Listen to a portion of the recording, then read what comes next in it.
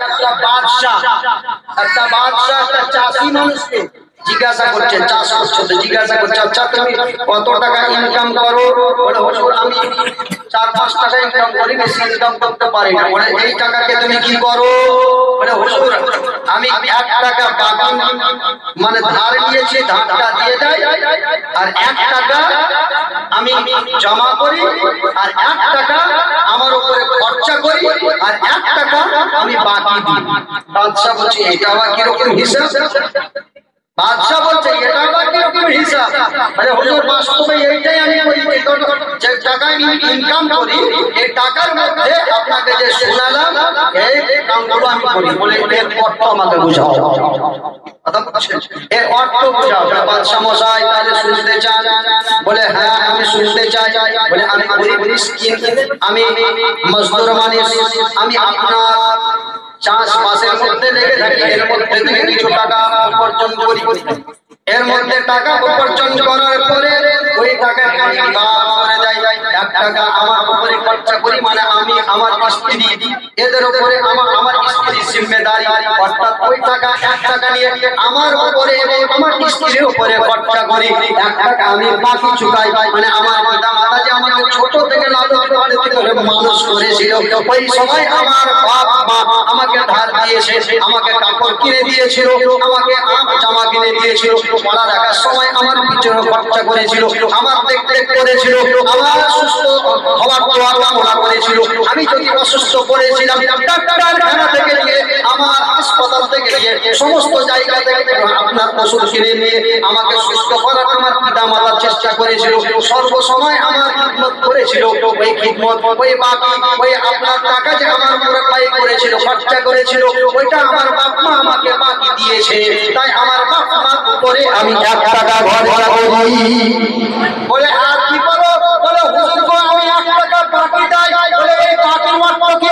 বলে বাকির অর্থ হচ্ছে এটাই যে আমার ছেলে মেয়ে আছে, কচি সন্তান, এই 1 টাকাটা আমার সন্তানের উপরে খরচা করি, মেয়েদের উপরে খরচা করি, আমার ছেলে মেয়ের উপরে খরচা করি, এটা হলো বাকি দেওয়া। বলে 1 টাকা যে তুমি জমা করো এর অর্থ কি? বলে 1 টাকা জমা করি এর অর্থ হচ্ছে এটাই যে আল্লাহ পাকের রাস্তায় ওই 1 টাকা আমি খরচা করে দিই। কেন আল্লাহ বলেছে সেই ব্যক্তি আমার রাস্তায় খরচা করবে, আখিরাতে ওই ব্যক্তি আমি আল্লাহ আমার কাছে নিয়ে নেবে। আচ্ছা বাবা, তাই আমি এই টাকাগুলোকে বিভাগ করে যাই, 1 টাকা নিজের উপরে খরচা করি, 1 টাকা নিজের পিতামাতার উপরে খরচা করি, যেই বাকি আমি সেটা শোধ করি, আর 1 টাকা বাকি দিই মানে ছেলে মেয়ের উপরে খরচা করি, 1 টাকা জমা করি মানে ওটা আল্লাহর রাস্তায় খরচা করি। মজদুর মানুষ বাদশা, এ বাদশাকে বুঝিয়ে দিয়েছি বাবা আমার এইরকম ভাবে যদি আমরা দুনিয়াদারি করি আমাদের মনে হয় দুনিয়া আর দিন দুটা একসঙ্গে আলাদা হয়ে যাবে। তাই এখানে বলে অতি সুন্দর একজন যুবক ছিল আপনার আরবের সরজমিনে, আপনার এত সুন্দর চেহারা, যার চেহারার রূপে আপনার আরবের সরজমিনের মহিলা আপনার দেখার জন্য তাকিয়ে তাকিয়ে পাইপ থেকে বার হয়ে আপনার ওই পুরুষটার দিকে তাকিয়ে তাকিয়ে দেখতো। ये दाहिया कल्बी सुभान अल्लाह व बिहमदिही हजरत আল্লামা ইসমাঈল হাক্কি যিনি আপনার লেখক হয়েছে তাফসীরে রুহুল বায়ান, আপনার প্রথম খণ্ড 134 পৃষ্ঠার মধ্যে উল্লেখ করেন। রুহুল নাসির আপনার লেখক হয়েছে হযরত আল্লামা উসমান ইবনে হাসান ইবনে আহমদ রাহমাতুল্লাহ আলাইহিমা।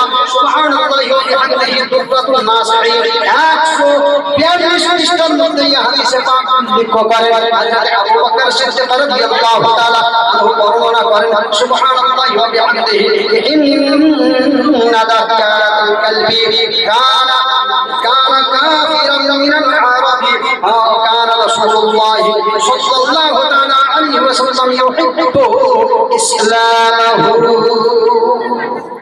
আল্লাহ পাকের রাসূল সাল্লাল্লাহু তাআলা আলাইহি ওয়াসাল্লামের সাহাবী হযরত আবু বকর সিদ্দিক রাদিয়াল্লাহু তাআলা আনহু বর্ণনা করেন নিশ্চয় হযরত দাহিয়া কলবি সুবহানাল্লাহি ওয়া বিহামদিহি আরবের কাফেরের মধ্যে ধন সম্পত্তি টাকা পয়সা ওয়ালাদের মধ্যে সবথেকে বড় একজন ব্যক্তি ছিল আল্লাহ পাকের রাসূল সাল্লাল্লাহু তাআলা আলাইহি ওয়াসাল্লামের ইচ্ছা ছিল যেন দাহিয়ায়ে কালবি ইসলাম গ্রহণ করে নেয় আর মুসলমান হয়ে যায়। হযরত রাসূল পাক সাল্লাল্লাহু তাআলা আলাইহি ওয়াসাল্লামের আন্তরিক ইচ্ছা কেন ছিল, কিসের জন্য ছিল? তো আপনার তাফসীরে কিতাবের মধ্যে ব্যাখ্যা বিশ্লেষণ করে, তো তাফসীরে কিতাবের মধ্যে ব্যাখ্যা বিশ্লেষণ এটাই করে যে হযরত দাহিয়ায়ে কালবি যে আরবের সালতানাতের মধ্যে অত্যন্ত বড় লোক ছিলেন, ওনার খানদানের মধ্যে আপনার বড় মাকাম ছিল আর ওনার খানদানের 700 মানুষ ওনার হাতের নিচে ছিল। আর আপনি দেখলেন যদি দাহিয়ায়ে কালবি মুসলমান হয়ে যায় তাহলে দাহিয়ায়ে কালবির হাতের নিচে যে 700 লোক আছে ওই 700 লোকগুলো মুসলমান হয়ে যাবে। আমি নবী মুস্তাফা আমার উম্মতের মধ্যে শামিল হয়ে যাবে, আমি নবী মুস্তাফা আমার ইসলামকে গ্রহণ করে নেবে।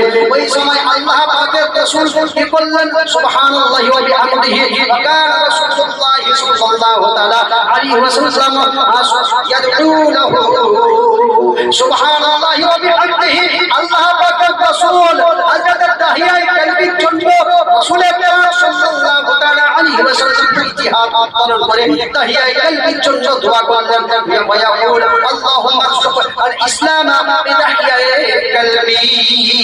আল্লাহ পাকের নিকটে ইতিহাদ পালন করে দোয়া করেন, আল্লাহ গো তোমার প্যারা নবী বলতেছে ইয়া পরওয়ারদিগারে আলাম দাহিয়ায়ে কালবিকে ইসলামের দৌলত প্রদান করে দাও।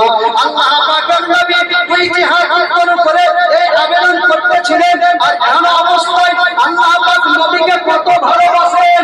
আল্লাহ পাক নবীর দোয়াকে কখনো রদ করেননি, আল্লাহ পাক নবীর দোয়াকে কখনো আপনার ধরিয়ে দেননি, আল্লাহ পাক নবীর দোয়াকে কখনো ফেরত দিয়ে দেননি। সঙ্গে সঙ্গে আমার আপনার নবী হযরত মুহাম্মদুর রাসূলুল্লাহ সাল্লাল্লাহু তাআলা আলাইহি ওয়াসাল্লামের দোয়াটাকে কবুল করে নিলেন। সঙ্গে সঙ্গে কবুল করে নেওয়ার পরে সুবহানাল্লাহি ওয়া বিহামদিহি হাদিসে পাকে আবু বকর সিদ্দিক রাদিয়াল্লাহু তাআলা আনহু বর্ণনা করেন আফারমা আলাদাল ইসলাম أوحى الله تعالى إلى النبي صلى الله عليه وسلم بعد صلاة الفجر يا محمد صلى الله عليه وسلم رزقه نور الإيمان في قلبي بداية قلبي فهو يدخل عليك الآن। الله পাকের রাসূল সাল্লাল্লাহু আলাইহি ওয়াসাল্লামের এই দোয়া করার সঙ্গে সঙ্গে দাহিয়ায়ে কালবি এরাদা করলেন যে আমরা নবীর দরবারে যাব।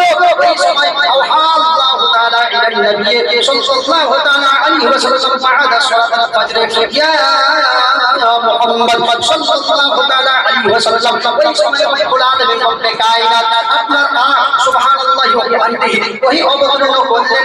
নবী আমার ফজরের নামাজ পড়ে বসে আছেন, এমন অবস্থায় ওহি দ্বারাই নবীকে সংবাদ জানিয়ে দিলেন, হে আমার নবী আমি আল্লাহ তোমার দোয়া কবুল করে নিয়েছি। আর মহব্বতে বলা যাবে না। আল্লাহ পাক আল্লাহ তাআলা বলেন নবী আমার তুমি তো আমার হাবিব, তুমি তো আমার মাহবুব, তোমার দোয়া আমি কবুল করে নিয়েছি। কিছুক্ষণ আর দাহিয়ায়ে কালবির হৃদয়ের মধ্যে আমি নূরে ঈমান ভরে দিয়েছি। কিছুক্ষণ পরে ও তোমার দরবারে আসবে, আসার পরে ইসলাম গ্রহণ করবে। হযরত রাসূল পাক সাল্লাল্লাহু তাআলা আলাইহি ওয়াসাল্লাম আগে ঝেড়ে বসে আছেন, বাপ আমার দাহিয়ায়ে কালবি কিছুক্ষণ পরে আপনার এলেন। হযরত দাহিয়ায়ে কালবি আপনার মসজিদে নববীর মধ্যে প্রবেশ করলেন। প্রবেশ করার পরে দেখছেন নূরে নবী আপনার মিম্বারে রাসূলে বসে আছেন। আপনার চেহারা এত সুন্দর, চেহারার দিকে হযরত দাহিয়ায়ে কালবি তাকিয়ে তাকিয়ে দেখেন সুবহানাল্লাহি ওয়া বিহামদিহি দাহিয়ায়ে কালবি যখন নজর নবীর উপরে পড়ে আর নবীর নজর যখন দাহিয়ায়ে কালবির সঙ্গে টাচ হয়ে যায় সুবহানাল্লাহি ওয়া বিহামদিহি ওই সময় নবী আমার কি বললেন যে হযরত রাসূল পাক সাল্লাল্লাহু আলাইহি ওয়াসাল্লাম নিজের কাঁধ মোবারক থেকে চাদর মোবারককে নিলেন। আপনার চাদর মোবারককে নেওয়ার পরে বসতরা জমিনের মধ্যে বিছিয়ে দিলেন। ওয়াশারা ইলা রিদাহি হযরত দাহিয়ায়ে কালবিকে বললেন, হে দাহিয়ায়ে কালবি আমার চাদরের মধ্যে তুমি বসে যাও। নবীর উসরে اخلاق দেখে, নবীর ব্যবহার দেখে, নবীর কিরদার দেখে দাহিয়ায়ে কালবি পাকা কান্নায় ভেঙে পড়লেন। ওয়ারাফা আরিয়াহু চাদর খানাকে উঠিয়ে দিলেন। কাব্বালাহু ওয়া ওয়াদাহু হযরত দাহিয়ায়ে কালবি চাদর খানাকে উঠিয়ে চুমু দিতে লাগলেন। জোরে জোরে বলা যাবে না সুবহানাল্লাহ। এই জায়গায় একটা কথা বলতে চাই, যদি আমরা আজকে চুমু দিই তো আপনার আকীদাওয়ালা আছে, গায়র মুকাল্লিদ আছে, আপনার নবীর দুশমন আছে, বলে চুমু দেওয়া বেদাত। কথা বলছেন, চুমু দেওয়া বেদাত। কারা বলে বাপ? কারা বলে বাপ? বাহাদারা, রাজসি, কাদিয়ানি, যার বাপের কোনো ঠিকানা নাই। এ 150-200 বছর আগে জন্ম নিয়েছে।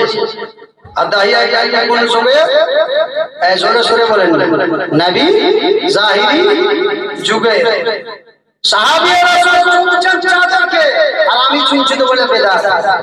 এই জন্মগত কথা বলছেন। নবী রাসূল গাউস কুতুব ওলি আলী আউলিয়া এর সঙ্গে যে বিয়াদবি করবে, এই নিসবতান জিনিসকে নিয়ে যে আপনারা গালা দোয়া করবে, মজাক মাস্তি করবে, জন্মগত কেন? আপনাদেরকে এর আগে শিখিয়েছি যে আপনার কোরআনে মুকদ্দাসে আল্লাহ উল্লেখ করেছেন একজন ব্যক্তি ছিল ওয়ালিদ বিন মুগাইয়্যিরা, নবীকে বলেছিল যে আইয়ুহাল্লাযী নুজিলা আলাইকাজ যিকরা ইন্নাকা লামাজনুন, হে ব্যক্তি তোমার প্রতি যে কোরআন অবতীর্ণ করেছে তুমি একজন পাগল। নবীকে যেমন পাগল বলা হয়, সঙ্গে সঙ্গে নবীর অন্তরে ব্যথা আপনারা হয়ে যায়, দুঃখ পেয়ে নাই। ওই সময় নবী পাক সাল্লাল্লাহু তাআলা আলাইহি ওয়াসাল্লাম সবকে নিয়ে বসে আছেন, এমন অবস্থায় নবীর দুঃখ কিন্তু আল্লাহ পাক দেখতে পারতেন না। সঙ্গে সঙ্গে জিবরাইল ফেরেশতাকে পাঠিয়ে দিলেন, যাও জমিনের মধ্যে বলে দাও নবী আমার আপনি দুঃখ পাবেন না, কেননা যেই ব্যক্তি তোমাকে কষ্ট দিয়েছে, যেই ব্যক্তি তোমাকে আঘাত দিয়েছে, ওর বাপের কোনো ঠিকানা নাই। নবী 9 নম্বর আপনার কথা 10 নম্বর কথা যখন বলে দিল, ওই ব্যক্তি আপনার দেখলো যে আমার ভিতরে যে 10টা আয়েব আছে, 10টা খুঁত আছে, 10টা আপনার ভুল ঢুকে আছে, এই 10টার মধ্যে 9টা তো আমি জানি অতি অবশ্যই আছে। মুহাম্মদ আরবি সাল্লাল্লাহু তাআলা আলাইহি ওয়াসাল্লাম যে কথাগুলো বলে ওই কথাগুলো অতি অবশ্যই ঠিক, কিন্তু 10 নম্বর আমি বলতে পারি না। কে বলতে পারে? ওই কথাটা বলতে পারে। এক নম্বর হচ্ছে ওটা আমার মা বলতে পারে যে আমার জন্ম কোথায় আর আমার পিতা কে।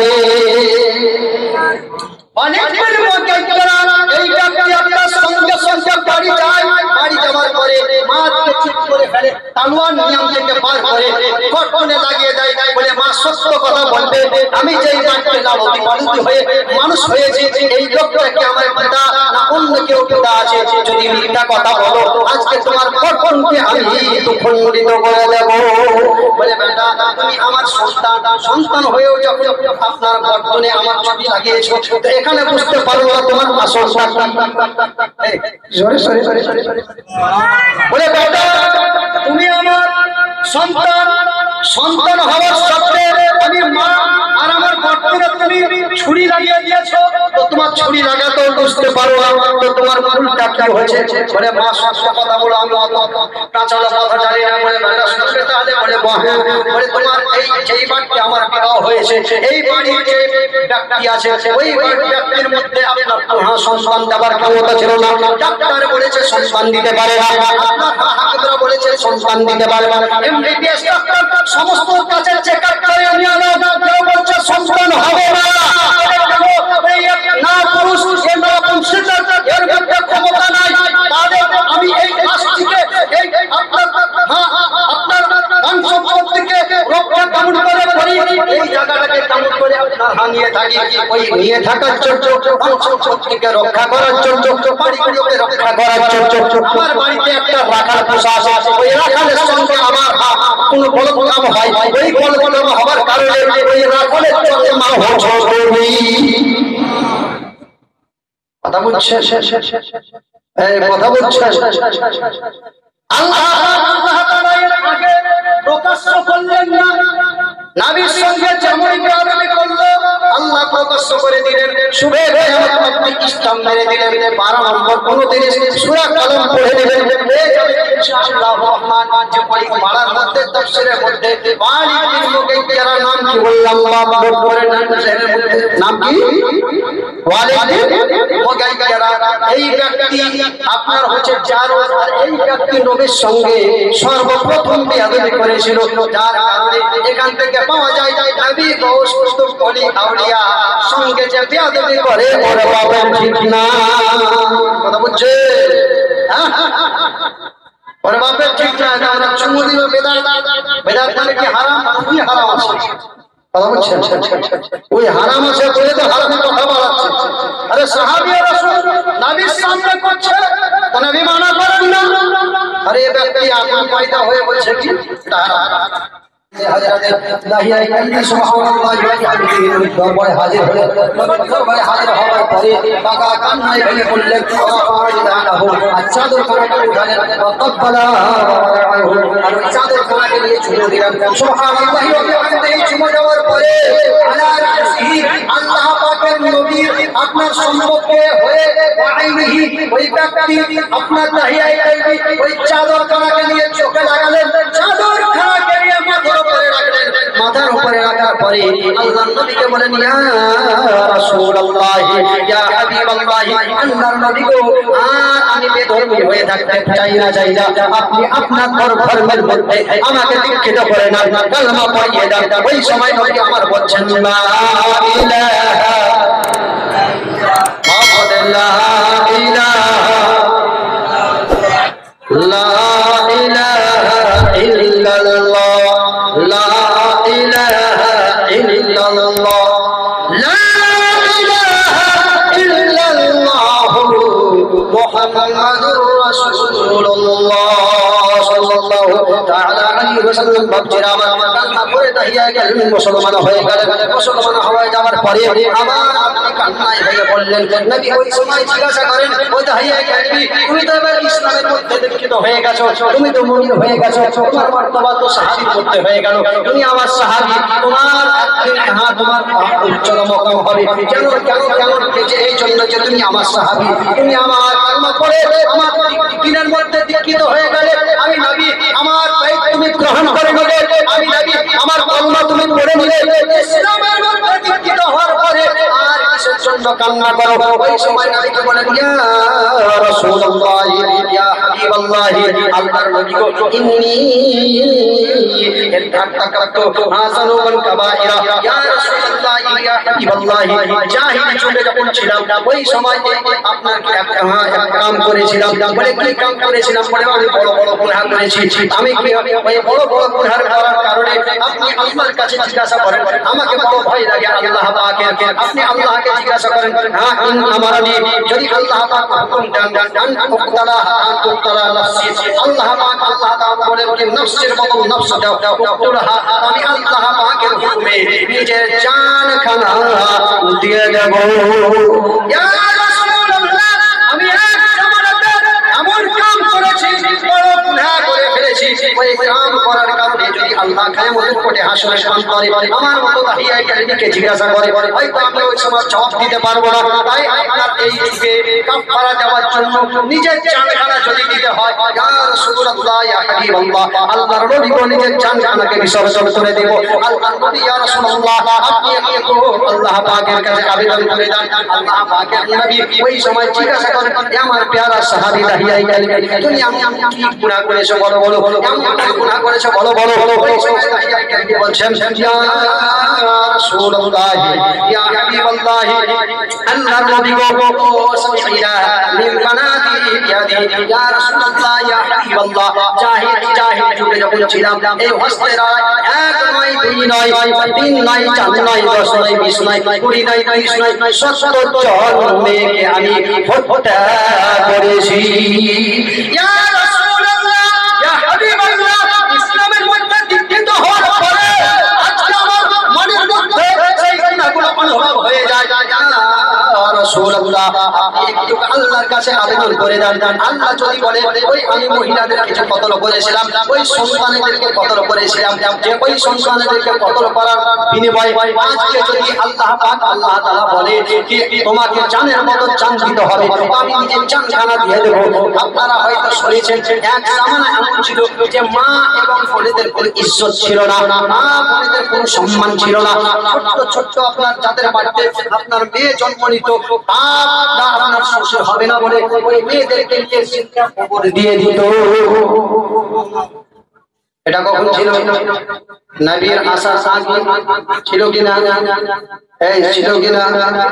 নবী এলেন, আসার পরে মা বোনেদের সম্মানটা কিছু হয়ে গেল। নবী বললেন এটা করো না। তোমার বাড়িতে যদি একজন মহিলা জন্ম নেয়, তাহলে ওই মহিলাকে এক করে যদি তুমি মানুষ করে দাও, আমার আল্লাহ বলে ওই বান্দার জন্য আমি আল্লাহ জান্নাতে রেখেছি।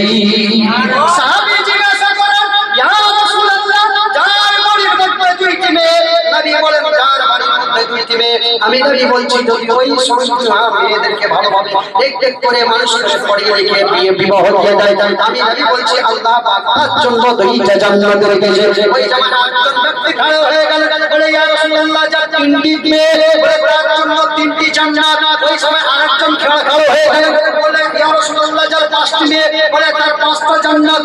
এইভাবে নবী আপনার মেয়ের ব্যাপারে বলতে লাগলেন।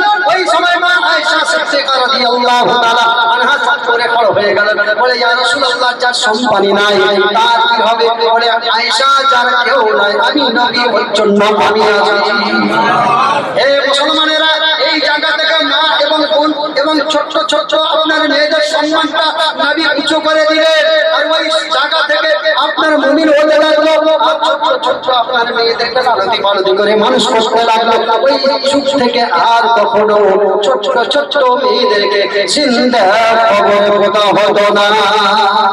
ওই যুগে দাহিয়ায়ে কালবি আপনার কি করেছিল?